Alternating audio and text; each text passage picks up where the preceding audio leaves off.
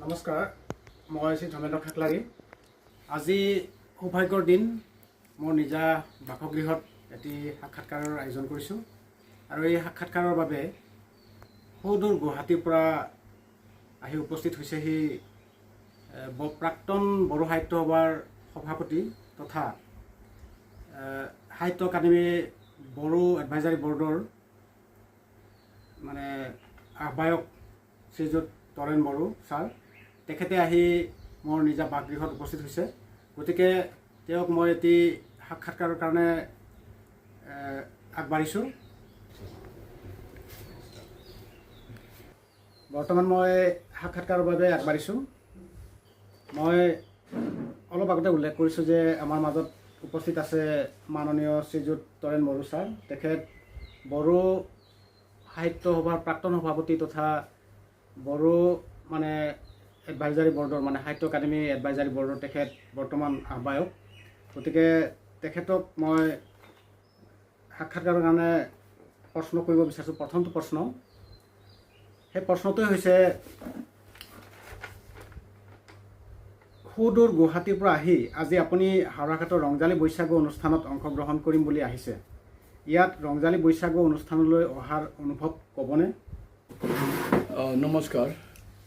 মই আজি অতি আনন্দিত হৈছোঁ যে মই আমাৰ সাংবাদিক ভাইটি ধৰ্মেন্দ্ৰ খাকলাৰীয়ে মোক ফোনযোগে যোৱাকালিৰ পৰা মোক এই খবৰ লৈ আছিলে যে হাওৰাঘাটত আপুনি ৰংজালী বৈশাগুৰ সেই ফাংচনত যোগদান কৰিব। তাৰপিছত মই কৈছিলোঁ যে মই পুৱাৰ ভাগত যাম। গতিকে ধৰ্মেন্দ্ৰ খাকলাৰীৰ সেই গাঁওখনত মই আহি অতি আনন্দিত পাইছোঁ। খুব ভাল লাগিছে।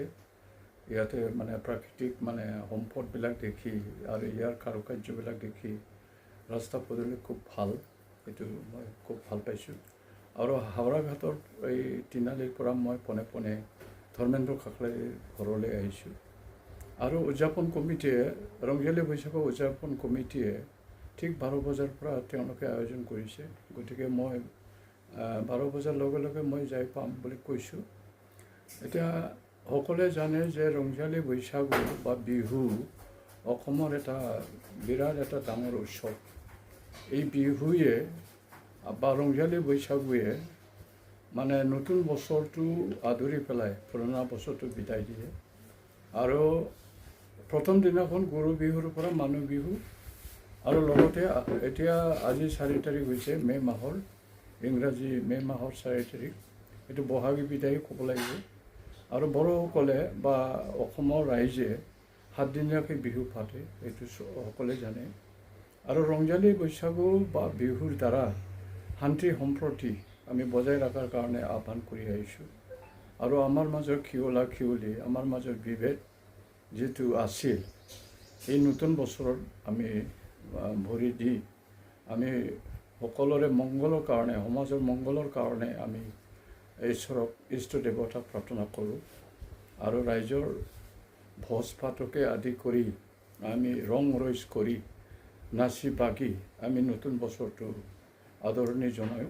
সেই ৰংজালী বৈশাগু আজি হাওৰাঘাটত মই আহি পেলাই মই ইয়াত যোগদান কৰাৰ কাৰণে মই আহিছোঁ। আৰু মোৰ অনুভৱটো হৈছে যে আমাৰ বড়োই হওক বা আমাৰ সমগ্ৰ অসমৰ বিহু প্ৰেমী ৰাইজে প্ৰত্যেক বছৰে মঞ্চ বিহুকে আদি কৰি আমাৰ ঘৰে ঘৰে ৰং ৰইচ কৰে। আৰু এনেকুৱা ধৰণৰ ৰং ৰইচ কৰাৰ লগে লগে আমাৰ যিটো নেকি সম্প্ৰীতি, যিটো নেকি আমাৰ মাজৰ ঐক্য সংহতি, সেইটো বজাই ৰাখে। গতিকে মই এই মুহূৰ্তত মই ধন্যবাদ জ্ঞাপন কৰিছোঁ ধৰ্মেন্দ্ৰক যে মোক দুআষাৰ কোৱাৰ কাৰণে। তেখেতে মোক তেখেতৰ বাসগৃহত মোক ইয়াতে আমন্ত্ৰণ কৰি আনি আজি আমি ইয়াতে মুখামুখি হৈছোঁ। আৰু তেওঁৰ ধৰ্মেন্দ্ৰ খাকলাৰী যাতে আগবাঢ়ি যাব পাৰে, এইখিনি মই কামনা কৰিছোঁ।